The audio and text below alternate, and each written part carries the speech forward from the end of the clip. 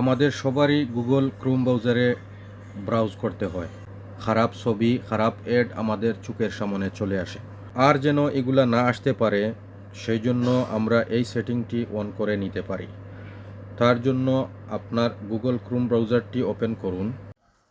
তারপর উপরে ডান কর্নারে দেখুন আপনার জিমেইলের লোগো রয়েছে, এখানে ক্লিক করুন। এরপর একটু নিচে আসলে এখানে সেটিং অপশন রয়েছে, এখানে ক্লিক করুন। তারপর দেখুন এখানে রয়েছে প্রাইভেসি অ্যান্ড সিকিউরিটি, এখানে ক্লিক করুন।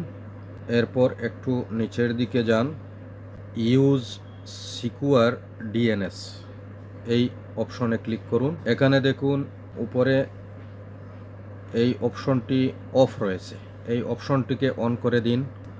তারপর এখানে নিচে যে অপশন রয়েছে চুজ অ্যানাদার প্রোভাইডার, এই অপশনে ক্লিক করুন।